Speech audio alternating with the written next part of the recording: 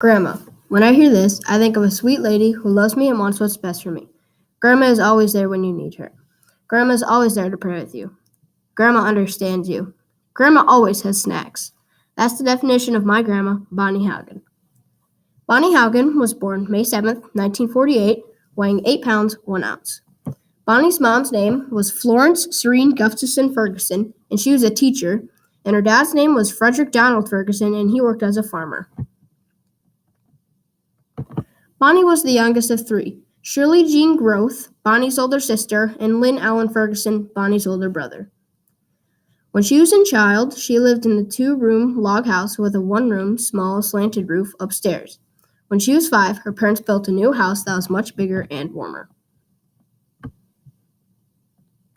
Bonnie was in Girl Scouts in her growing up years. Bonnie attended school at Huffling Country School from 1st to 3rd grade, then attended Tioga Public School through high school. After marriage, she went to Granite Falls Vocational School for 2 years and graduated when she was 31. Her favorite subjects in school were reading and math. Bonnie couldn't be in band because practice was before school and she had carpooled for the 15-mile drive. She wasn't responsible for many chores. Her parents would occasionally ask her and her siblings to help with eggs, vacuuming, mowing the lawn, etc. Bonnie remembers when the carnival came to town. She rode the rides and ate the cotton candy. When she was little, her parents wanted her to try the tilt-a-whirl. It was so scary, she started to cry, and her dad asked the operator to stop the ride and let her off. Home life was normal, except for the fact that her dad was an alcoholic. He struggled with his addiction his whole life, except for the last 17 years. Everybody in Bonnie's neighborhood knew each other like family. They all knew each other's birthdays. If someone in Bonnie's family had a birthday, her mom would bake cakes and other treats and fix a big lunch. They wouldn't invite anyone, but lots of people came to celebrate. On Christmas Eve, Bonnie's mom would cook a big meal. After the meal, Bonnie's dad and siblings cleaned up the kitchen.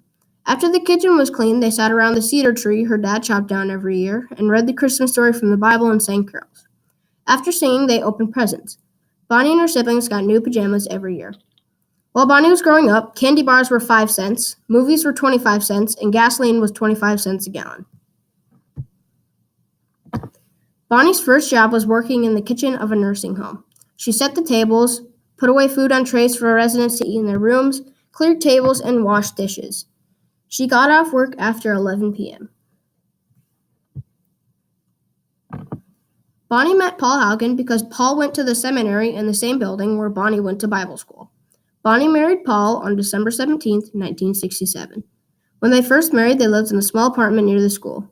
Their wedding colors were sky blue and white. Bonnie and Paul decided not to have a honeymoon. Bonnie has learned from her marriage that Christ is first, be honest, faithfulness, have kindness, be patient, love, be helpful, don't gossip, be respectful, and have a sense of humor. Bonnie's favorite part of being a grandparent is being hugged, always being greeted with excitement, being loved unconditionally, and the joy in watching another generation being raised to love Jesus. Some trips Bonnie took with her children were 2 3.5-week trips, one to Florida and one to the Grand Canyon. Some memories from her children were Becky, my aunt and Bonnie's daughter, picking up their puppy by the tail, Rachel, my mom, running down the street without her clothes on when she wasn't quite 2, Becky sitting on baby Rachel as a stool, Naomi, my other aunt, dressing herself with the neck of her shirt around her waist, and many more. Bonnie has moved 15 times. She lived in North Dakota growing up, Minneapolis, Minnesota, Mankato, Minnesota, Eau Claire, Wisconsin, Scarville, Iowa, Bellevue, Minnesota, Brewster, Minnesota, Benson, Minnesota, Council Bluffs, Iowa, she moved 3 times in, Columbus, Indiana, she moved 3 times in, Rochester, Minnesota, and Sioux Falls, South Dakota. Bonnie bought her first home in 1997 in Council Bluffs, Iowa for $118,000. Her first car was a used 1964 Ford, which she bought for around $500. Some church activities Bonnie has been involved in have been Christmas programs, caroling, vacation Bible school, youth conventions, teaching 25 years of Sunday school, teaching vacation Bible school, being a youth group leader. She was president of the Ladies' Aid, and she was a pastor's wife. In her free time, Bonnie likes quilting, painting, mission work, designing homes, designing quilts, taking care of pets, sewing, and watching movies. Faith plays a huge role in Bonnie's life. She has the assurance of knowing she will spend eternity with the Savior, Jesus Christ, and with her family members that are also believers in Jesus as their Savior. The best day of Bonnie's life is when she heard the gospel from her coworker. The worst day of her life is when her grandson died. Bonnie wouldn't want to change anything about her life because it all has taught her important lessons. A special song Bonnie likes to remember is The Sound of Music because it was the movie she saw on her and Paul's first date. She has many favorite Bible verses, but the one that gives her comfort is, "All things work together for good for those who love the Lord," because even when she doesn't do her best, God still uses it for good.